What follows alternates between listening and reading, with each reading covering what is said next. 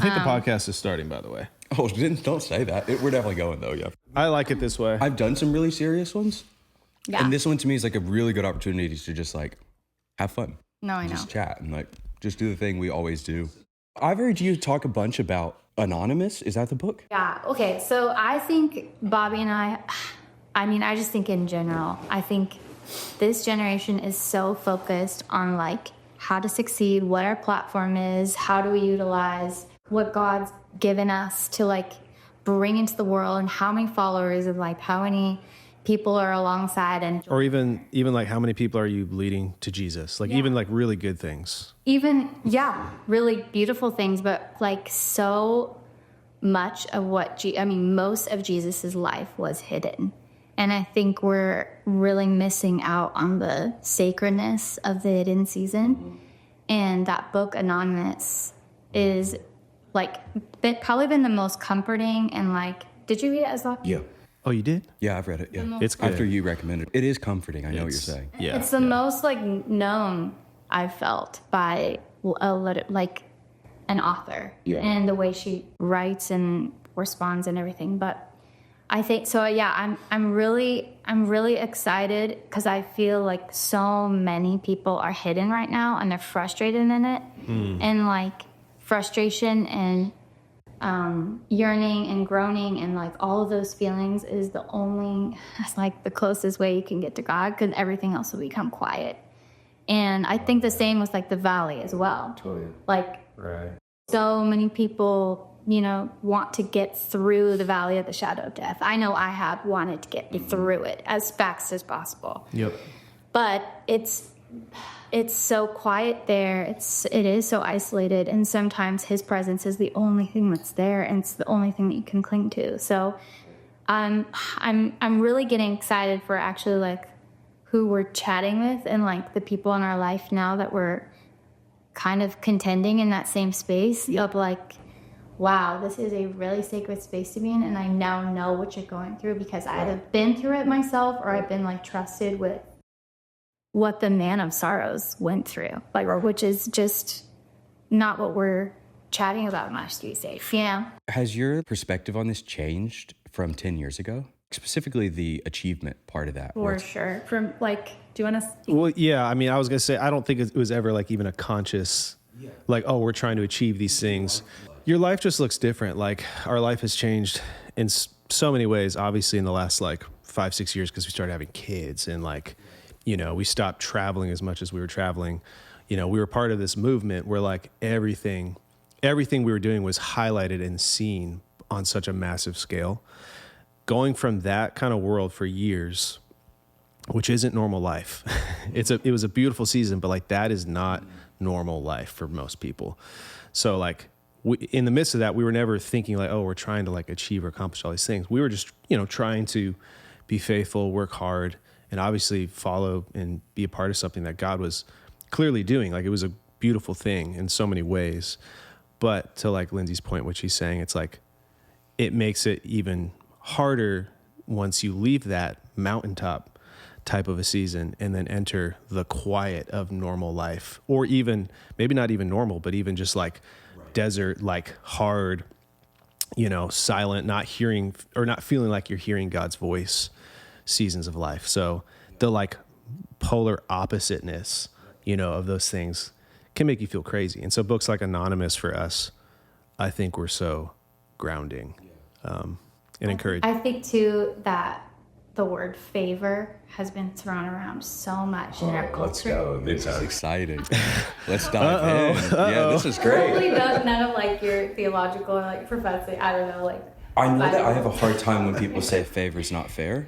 Yeah. Oh, yeah. Because that bums me out. I think just like the word favor really bums me out. I think God's favor, has been used as a term that like looks like blessing and increase and glory of glory. And like, I think that was very confusing for us when we were being faithful. We thought we were listening to the Lord. We were really pursuing his word. We were fasting together. We were going after things. Right. Even in the culture that we were a part of, it was like, the Lord is highlighting this person in our life, whatever. And I think now that I have kids and now that I've experienced life and watched so many people's like journey, and everyone's heart is hard. Everyone has a different heart. You have a different heart than I do, but your heart is hard, and, you know?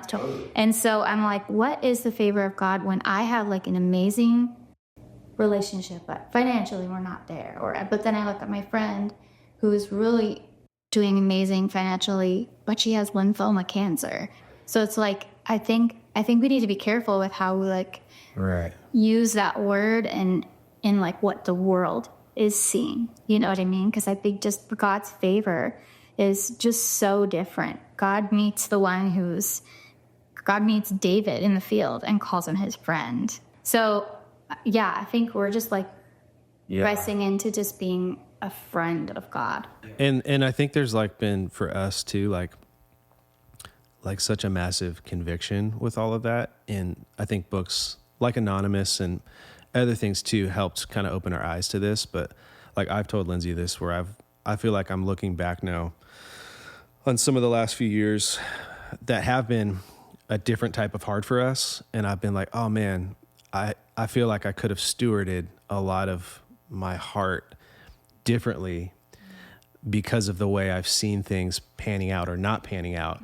And now I'm looking back and I'm like, oh man, there's such a cool opportunity. And I'm still wrestling. This is like something I'm still working out.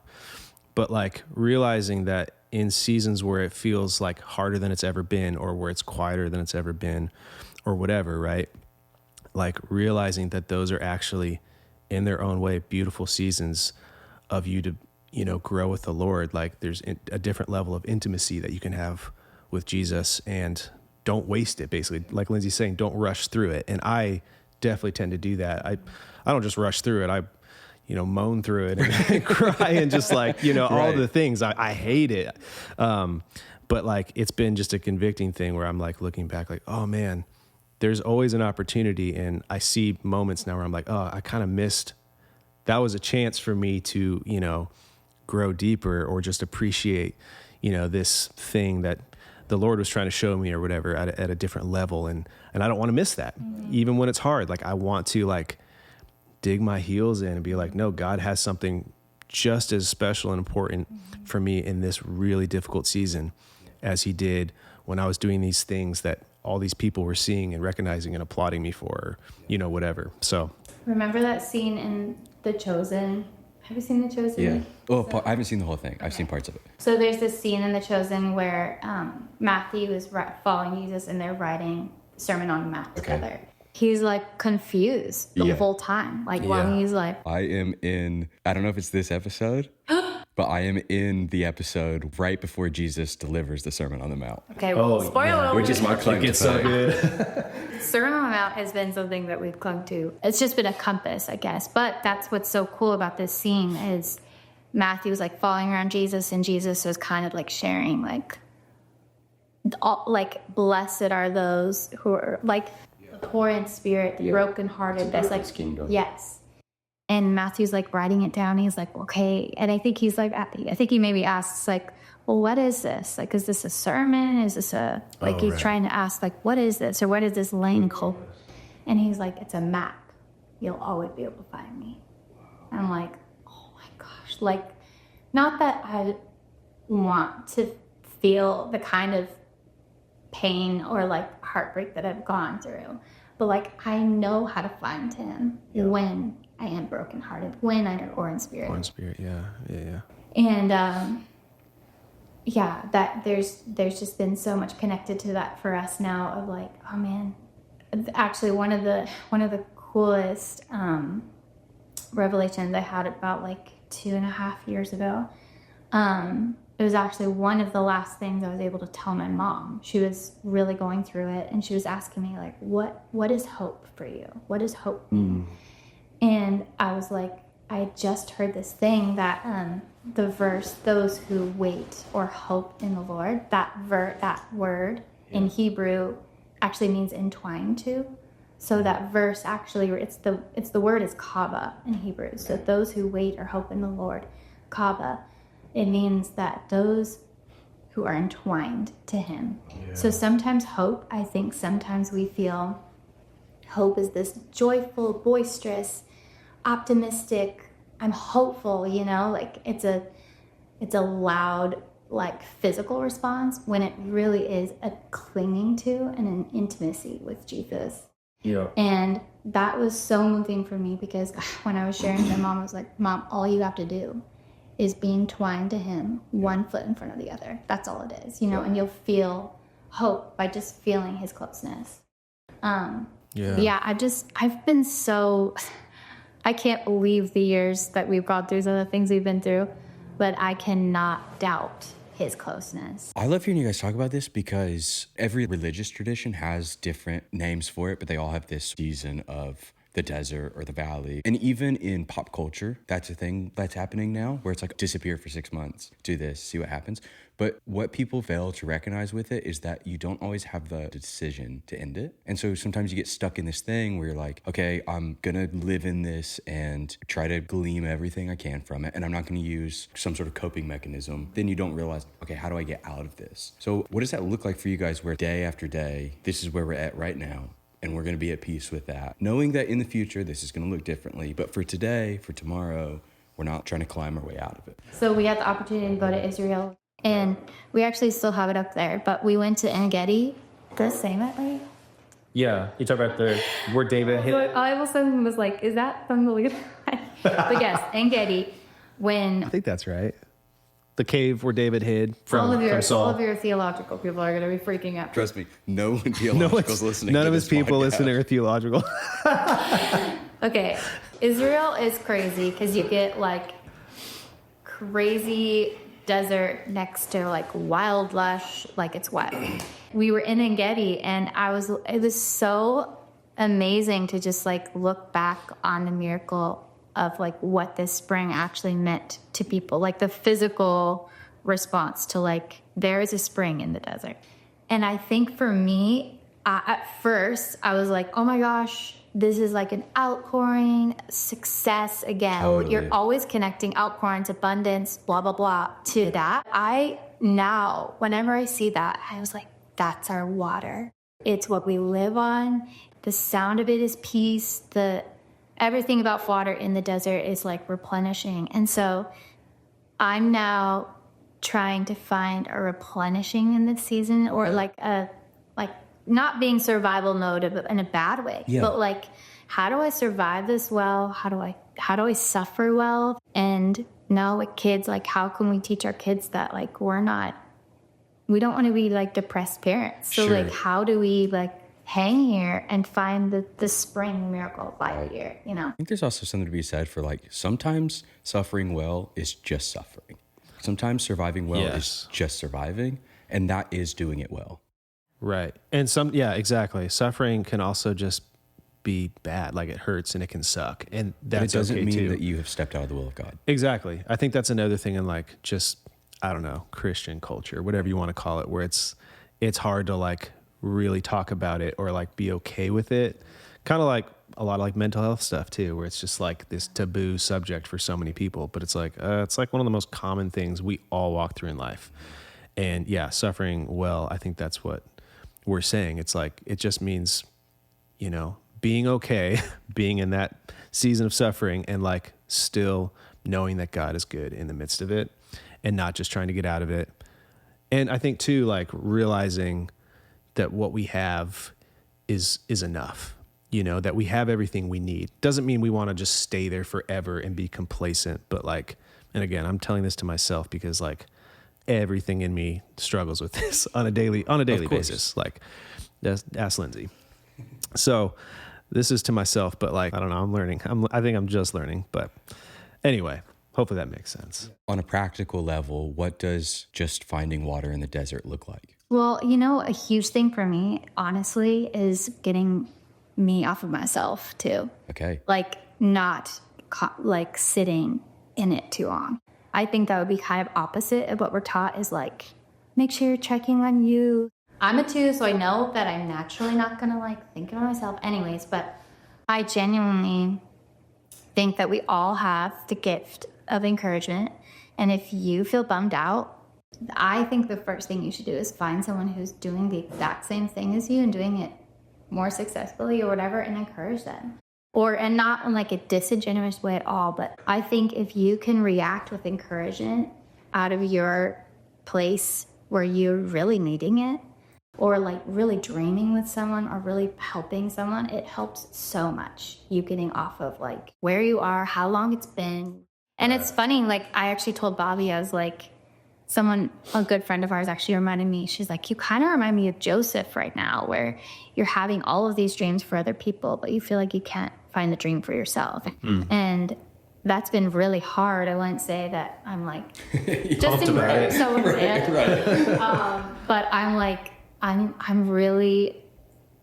it's so wild when you actually like hone in on what the Lord is saying about someone, how much love you feel from the Father too. So when I encourage you and even when I have a crazy synesthesia, we talked about this before, but when I like share even like what I feel someone's color is, I feel the love of the Father for them, and in turn then I feel taking care of. I think that's been my and Bobby, for both of us, we really try to make sure that we're always hosting to no matter our financial situation, no matter our...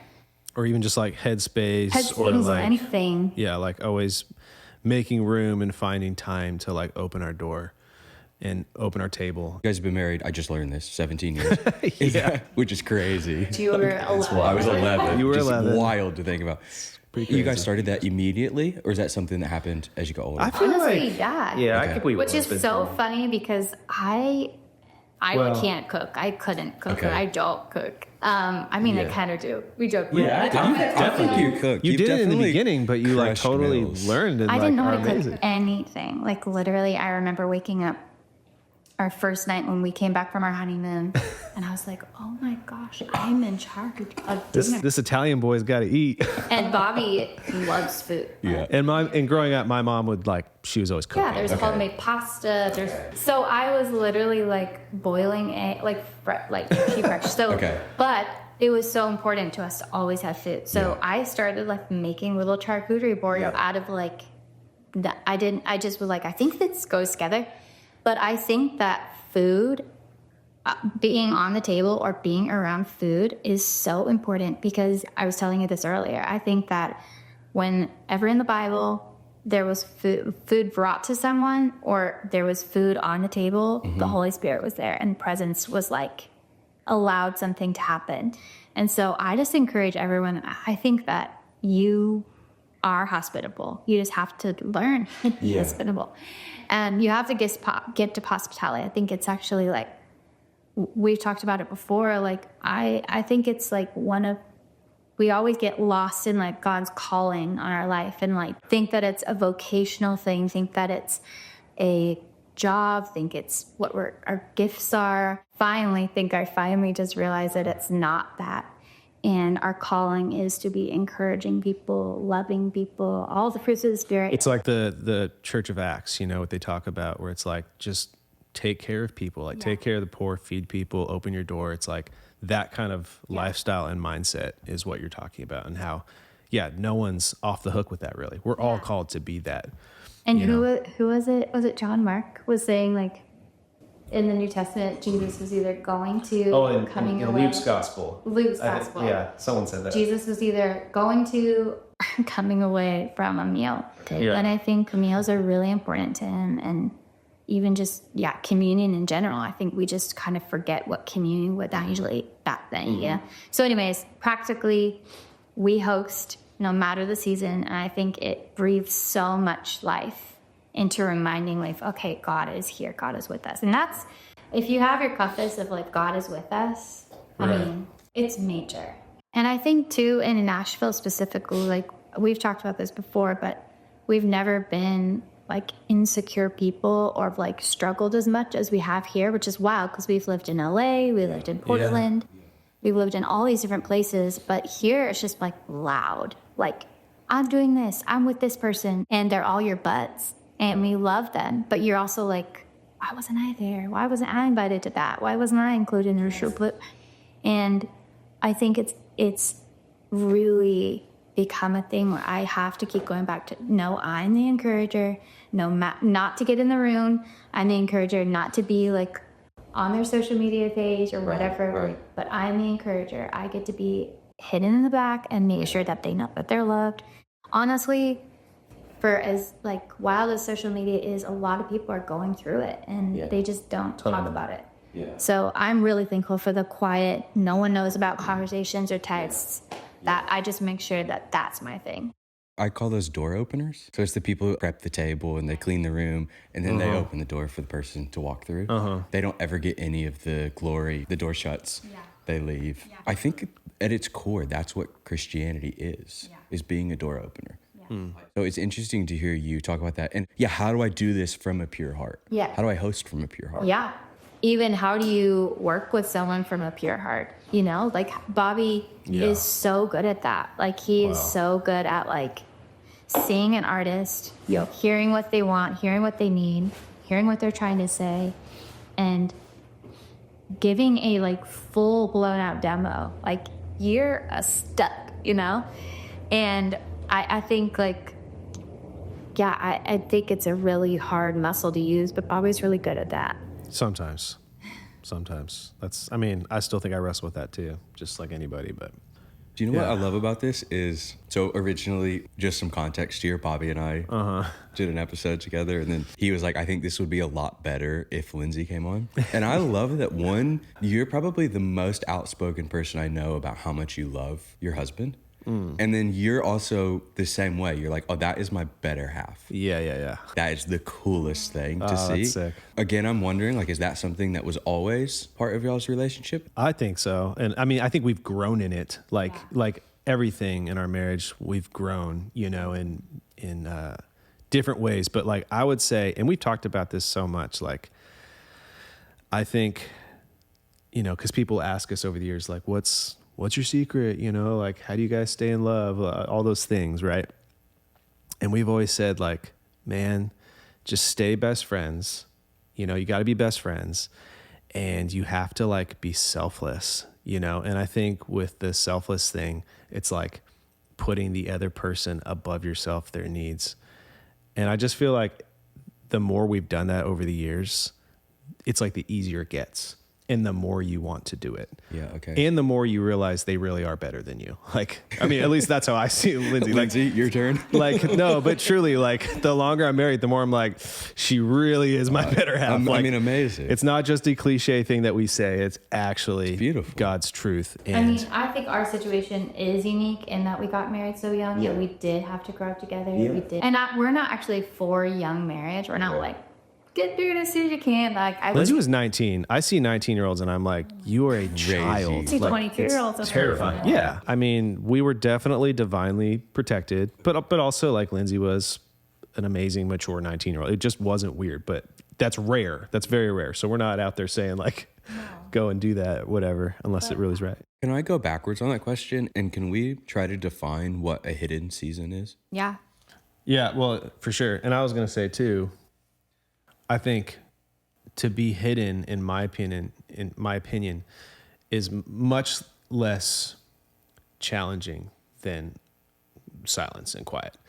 And I think we've seen that a lot in our lives where we've been in seasons of more hiddenness, but like felt like we were very hearing from the Lord.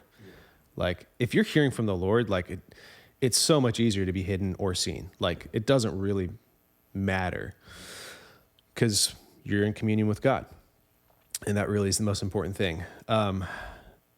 It's when it becomes both that everything is tested. And I think that's kind of what you're saying, that we see examples of in scripture where it's like people are hearing from the Lord and then they're hidden and it's silence. It's like when both of those things happen where it's like your faith is really tested.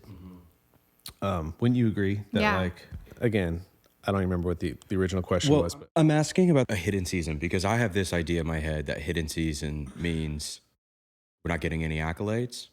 And I think I might be looking at that wrong because do I really need that? If I really boil it down to just the bare minimum, do I need accolades to live a life that I'm proud of? Yeah. And if I do, I need to maybe take a deeper look. Right.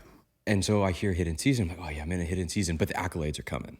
And that's what's interesting to me is like, but what if they don't? And what if that is not the same thing? What if that's not actually what I need? Because some of my favorite people in the world, nobody knows their name. They're not on social media. They're not, Yeah. And Yeah, I'm just wondering if I'm defining these wrong in my head. Yeah, I don't think hidden just means like don't have the accolades or the recognition. I think it definitely can be that, but I think you can also be in a hidden season where it's like you don't have the relationships, the community that you feel like you desperately need. You can be hidden in that sense. It could have nothing to do with like notoriety or recognition, and just like relationally, you can just be like feeling barren or dry, and that can be, I would define that as a hidden season in a way. Okay. Like no one's seeing you, right? To be hidden is to be unseen. And that can be at the most basic level of like, man, who are my people? I don't know who my people are. And that's a very real thing that we've walked through at different points in time and that everyone goes through. So I think it can be as big as like the accolade thing, like you're saying, but also as fundamental and basic as just like, yeah, who are the people in my life? I don't feel like I know who they are, or I don't feel like I have them. I think that's an important distinction in friendships too, to realize like, hey, there's going to be times in your life where there's so many people around, and then there's going to be other times in your life where that's not the case. And this isn't an indicator of your success as a person. Right. Potentially just an indicator of the season.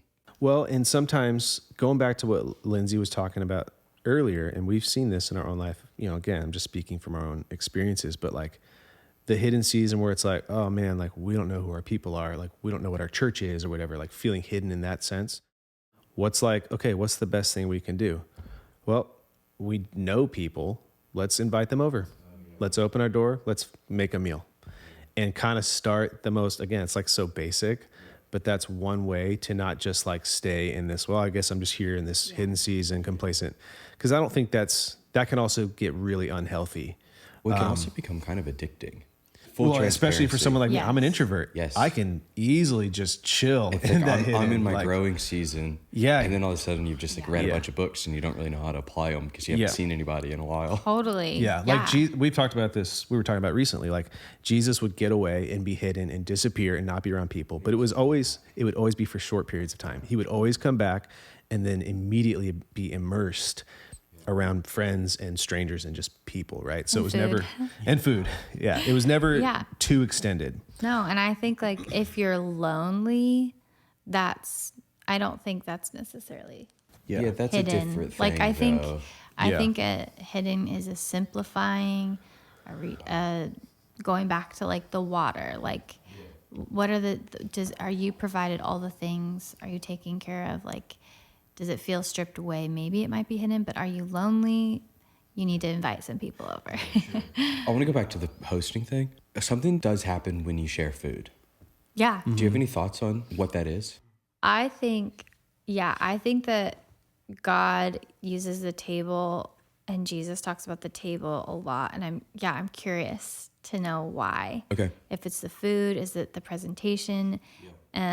We've talked about this, and I think you've heard me talk about communion before too. But I think that when we went to Israel, I had this crazy revelation in the Garden of Gethsemane when they were talking about the Passover meal, and the Last Supper is when he performed the Last Supper over Passover meal, and Passover meal is like so intentional. All of the food is based around scripture of like what the Israelites went through with Egypt and how God saved them.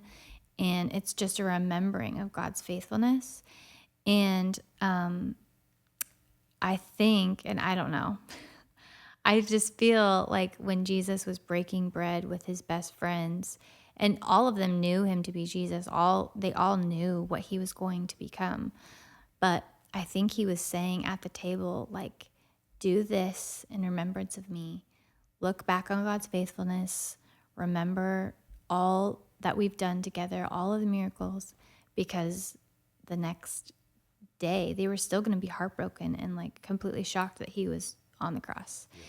And so I sometimes think that the table is just to be a place where we remember God's faithfulness and remember what he's coming to do, and remember what he's done. Do you think that's like practically we take a moment and remember? Or do you think that is more just the act of community?